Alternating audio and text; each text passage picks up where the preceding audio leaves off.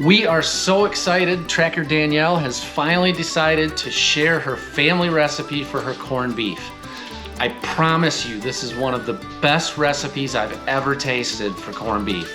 Keep in mind, Danielle makes dozens of these every year for people, so she's doing this on a much larger scale than you would need to do for your family, but you will get the recipe and the idea, and it is absolutely phenomenal.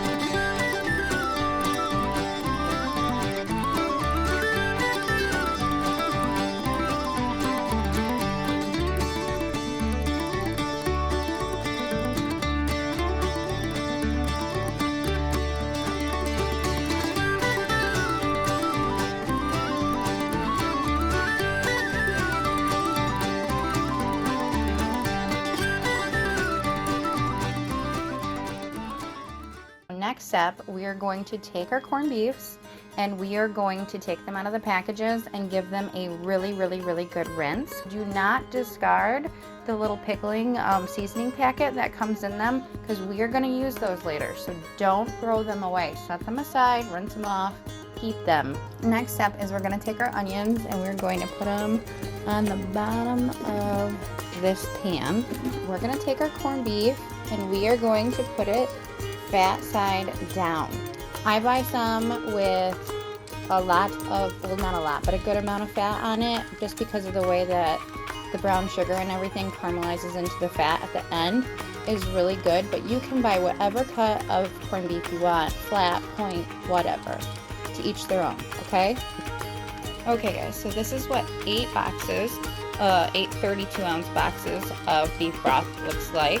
I have a very large pot with 5 corned beefs in it, so you might not need as much again, but it's very important that your corned beef is completely submerged in liquid.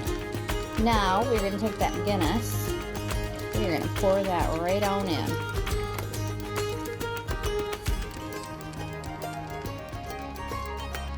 Next, a little Worcestershire sauce.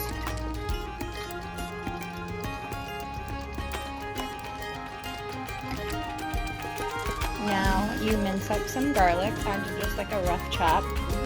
Throw that on in. I did a whole bulb of garlic. Remember those little pickling seasoning packets I was telling you about? You want to get all of them and dump them right on in. You kind of give it a stir, kind of mix your beer in, your garlic. You know, sometimes I might add more Worcestershire sauce in it. Sometimes I might add more garlic. You never know.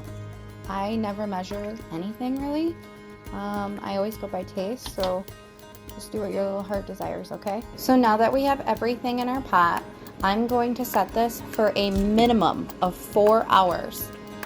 I'm going to come back in about 2, check my corned beefs, make sure everything's going good. I'm going to cover this with a lid to bring it up to a boil. But 4 hours, guys. 4 hours. Most of the time I cook this for 5 hours. We're going to check to see if the corned beefs are fork tender.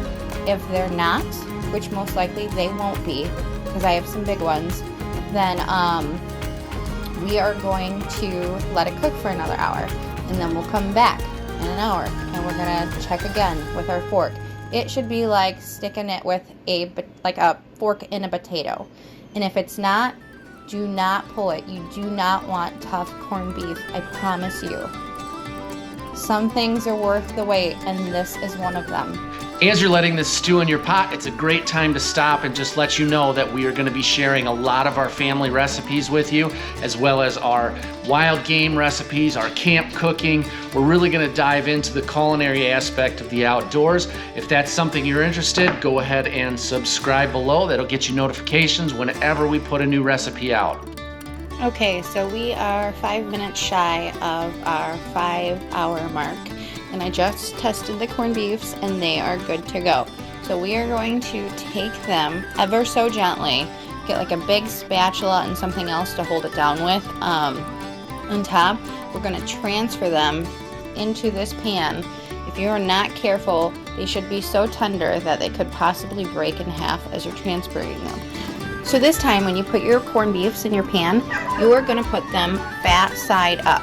They don't look pretty right now, but I promise you by the time we are done, they will look beautiful. You should have your beautiful broth going, and I want you to take and cut and quarter into like wedges your cabbage and just pop it on in, and then we'll do the same thing with our potatoes, okay? Alright, so cabbage is in. Now we are going to take our potatoes and we're going to throw those in too. I cheated today and bought the baby carrots, but normally I will buy the bigger carrots, skin them, chop them, whole 9 yards, but I didn't feel like it today. And you want to know what? That's okay too. Use whatever carrot you want. Okay, so now that we have everybody in the pot, we are going to turn this on high and bring it back to a boil until our vegetables are nice and fork tender. This might scare some of you guys, and that's completely okay, because the first time a few people saw me doing this, they were so mad. They were like, you ruined the corned beef, but I promise you we did not. This is just good old yellow mustard. You want to lather that bad boy up. We're going to take the back of the spoon and spread it all over. Okay, so now we have our corned beefs all lathered up. Get all sides. Now this may look like a lot of mustard to you. You can use as little or as much mustard as you want. This is basically just going to be a base to hold on your brown sugar. After you put the brown sugar on, you really can't even tell that there was mustard on it. So as little or as much as you want, just make sure you cover it all sides. Once you have your corned beefs glazed with your mustard, I sprinkle brown sugar on top, no fancy way. And then I take my spoon and I just rub it in. Kind of marry it with the mustard. A lot of times I'll go back and just sprinkle a little bit more on and get the parts that I missed. But you just want to make the brown sugar and the mustard one.